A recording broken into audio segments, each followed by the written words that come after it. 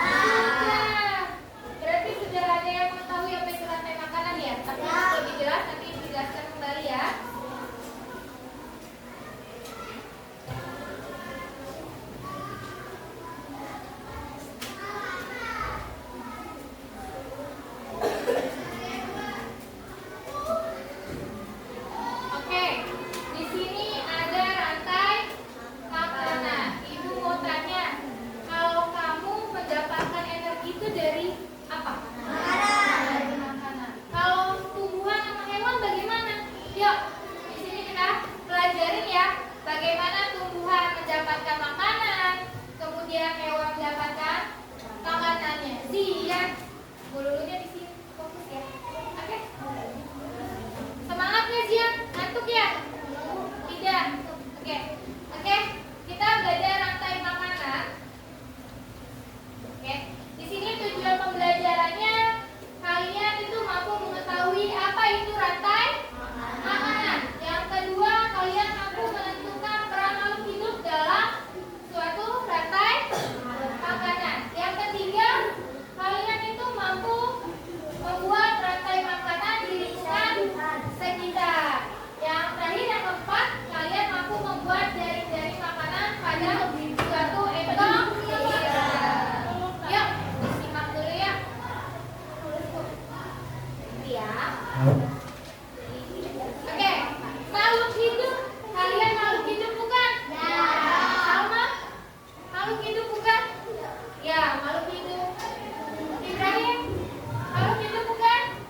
Makhluk hidup. Oke, makhluk hidup dapat berperan sebagai sumber energi atau sumber makanan bagi makhluk hidup lainnya. Ya, sehingga terjadilah proses memakan dan dimakan antar makhluk hidup di suatu ekosistem. Ya, apakah kamu dapat mengidentifikasi hubungan antar makhluk hidup pada gambar di samping? Itu ada gambar apa ya? Ada rumput, kemudian ada panah, artinya rumput dimakan kelinci, kemudian kelinci dimakan ular. Berarti kelinci makannya apa? Rumput. Ular makannya apa? Lalu tumbuhan makan apa ya? Fotosintesis. Bukan makan fotosintesis, tetapi tumbuhan itu adalah apa itu produsen? Karena dia dapat menciptakan makanannya sendiri melalui fotosintesis. Berarti tumbuhan itu memerlukan air dan cahaya matahari ya? Oke, lanjut ya. Nah, ini rantai makanan. Tadi tumbuhan dimakan kelinci dimakan ular. Hafiz, Mat, ya. Tumbuhan dapat menghasilkan makanan sendiri dari fotosintesis. Tadi kata si Adiba, kata Adiba, tadi tumbuhan itu melakukan fotosintesis. Ya, 100 buat Adiba ya. Oleh karena itu, dalam sebuah ekosistem, tumbuhan berperan sebagai apa Ibrahim?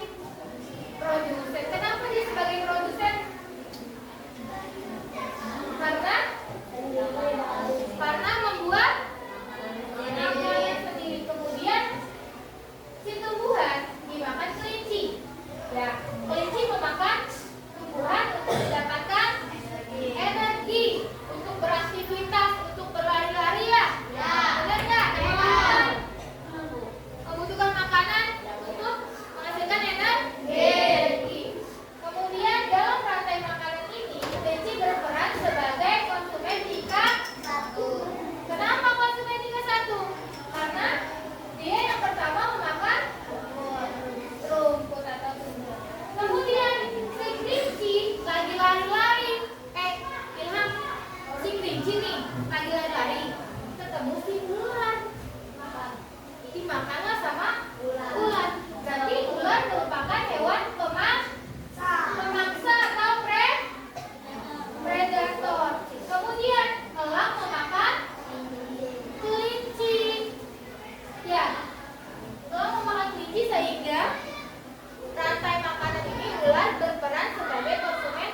Oh maaf, ini bukan elang tapi ular memakan kelinci sehingga di rantai makanan ini ular berperan sebagai konsumen tingkat 2.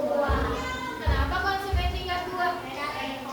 Karena dia predator. Habis kelinci kan konsumen 1, berarti selanjutnya konsumen 2. Sehingga kita bisa menggambarkan hubungan pada gambar di atas dalam bentuk rantai makanan seperti berikut. Berarti ada rumput dimakan, kelinci dimakan. Nama Tori, Dora.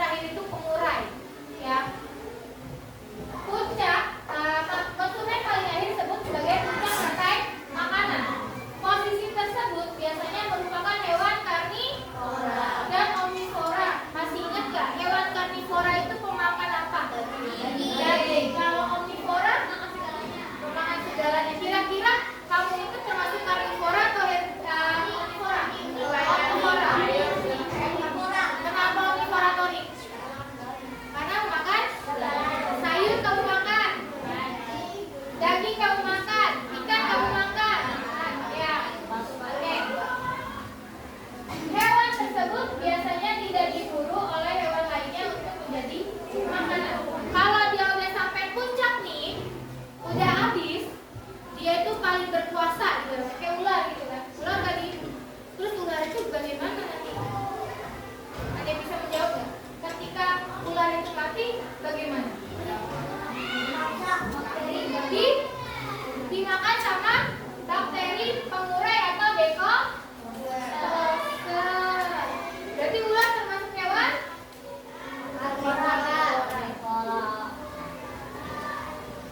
Nah, yang tadi yang disindir dekomposer ya. Dekomposer. Lalu siapa yang makan ular? Yang tadi ibu singgung. Disinilah bakteri dan jamur merupakan contoh dekomposer. Ketika makhluk hidup mati, ya, tubuhnya akan membusuk dan dikurai oleh dekomposer. Ya, kemudian hasil penguraian itu akan membentuk humus dalam tanah. Ya, berarti kembali lagi ke tanah nih. Humus dibutuhkan untuk tumbuhan untuk tumbuh dan menghasilkan energi bagi makhluk hidup lagi nih. Ya. Nah, sehingga proses makan dan dimakan dalam suatu ekosistem menjadi siklus yang terus jadi gini, tumbuhan melakukan fotosintesis untuk mendapatkan makanannya. Ya, memerlukan cahaya matahari, tadi humus tadi, air. Ilham. Ya, dengerin dulu ya. Kemudian rumput atau tumbuhan itu tadi dimakan sama kelinci. Kelinci lagi lari-lari ketemu ular ya, bukannya ular, beda ya? Beda kan? Ular ketemu ular lagi lari-lari. Digigit lah sama ular. Ular lama-lama tua, mungkin dia sakit, mati terus. Kemudian bangkainya busuk, kemudian diurai sama dekomposer, bakteri. Nah, kemudian bangkai ular tadi yang sudah diurai itu menjadi humus ke tanah, tanahnya menjadi subur. Sampai sini ada yang mau ditanyakan ya? Bisa? Ada yang bisa memberikan contoh rantai makanan nggak? Ayo angkat tangan. Ilham? Ayo. Habibi? Apa Norif bisa? Apa? Siapa yang bisa? Ayo angkat tangan. Ya. Rumput dimakan? Rumput dimakan kambing, kambing dimakan apa? Kambing dimakan harimau. 100 buat Habibi, tepuk tangan buat Habibi yang berani. Ada lagi nggak? Ada lagi nggak yang mau membuat story? Orang tidak, orang bisa, tidak bisa. Ayo dari sana. Ayo belajar berani. Apa yang bisa? Jadi tepuk tangan. Daun mati diapain nak? Dimakan? Dimakan cacing. Enggak, ular kecil. Kemudian dimakan burung atau ayam. Bisa, tepuk tangan buat Adiba. Itu ketemu Adiba Marina. Tepuk tangan buat Adiba. Ada lagi? Yang di laut bagaimana? Atau di sungai? Burung dimakan? Ayo ingat dari sini, sana, ayo sini. Apa? Bunga dimakan? Serangga dimakan?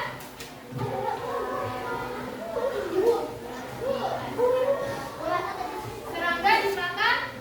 Ular. Oke, tepuk tangan untuk Inaya. Sampai sini nanti paham semua ya. Torik, duduknya yang rapi nak. Bisa? Bentar ya. Nah, sekarang membuat rantai makanan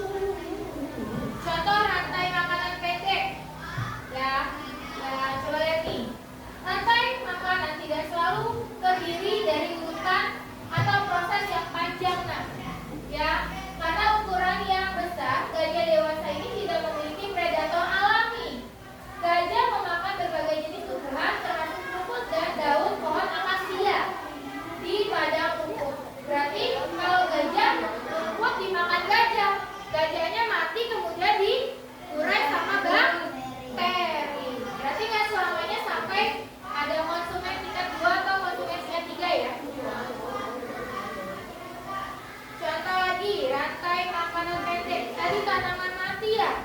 Siapa yang tadi bilang nih ada dicontohkan? Tanaman yang sudah mati atau busuk merupakan sumber makanan bagi cacing tanah. Ya, jadi tanaman mati. Terus ada cacing yang dimakan cacing tanah. Cacing tanah dimakan sama burung.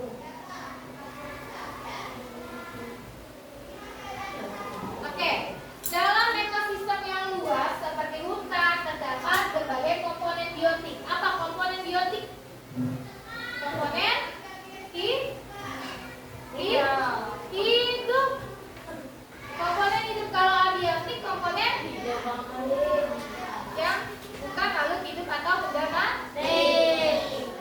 Oke, hal ini menyebabkan produsen dapat dimakan oleh lebih dari satu konsumen. Begitu pula sebaliknya, konsumen dapat memaksa lebih dari satu jenis hewan. Lalu bagaimana proses rantai makanan terbentuk dalam ekosistem yang memiliki banyak jenis hewan dan tumbuhan? Ya, gimana nih kalau seperti ini? Ya, maka terbentuklah jaring-jaring makanan. Dia lebih dari satu yang memakan. Ya, jaring-jaring makanan merupakan kumpulan. Kata kuncinya adalah kumpulan rantai makanan yang saling berkaitan pada satu ekosistem yang sama. Hal ini dapat terjadi karena dalam ekosistem yang luas banyak makhluk hidup yang tinggal bersama. Ya, apakah kamu dapat? Pulang dulu ya Kak. Bu, pulang dulu ya Bu. Ya Pak. Lanjut ya. Ya Pak. Lanjut ya Bu ya.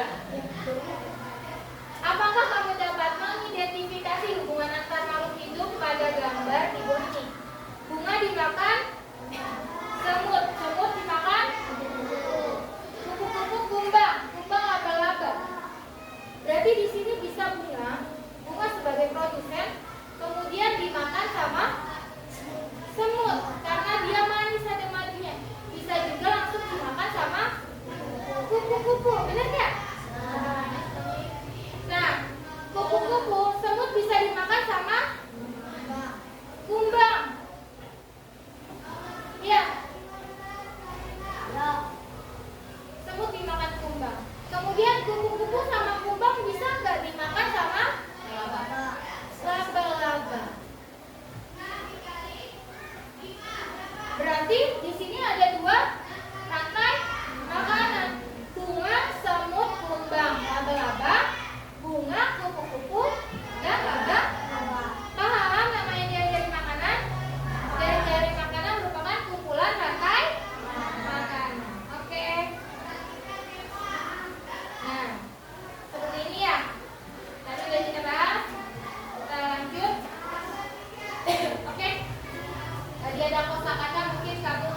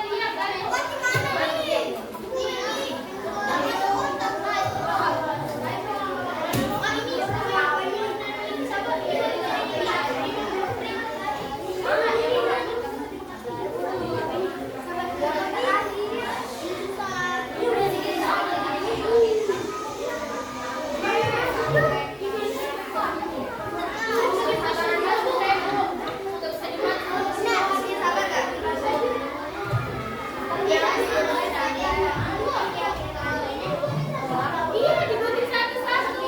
Nanti ditempel giginya.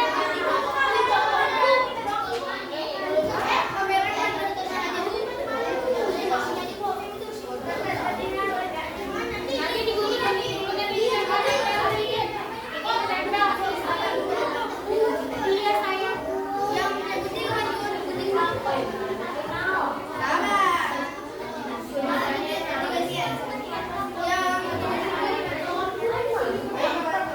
Kita bantu semuanya ya.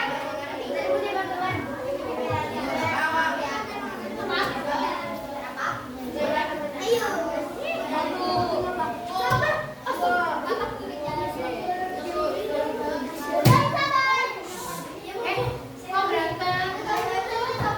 Sorry. Istighfar nih, belum suruh istighfar berapa kali nih?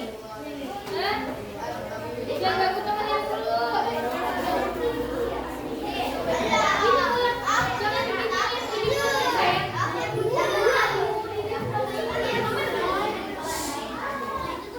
Alif bantu yang lain. Nah, kamu daripada bengong nih kan giginya dipatah-patahin, ditempel-tempelin. Ya, bagus, pintar. Apa naik?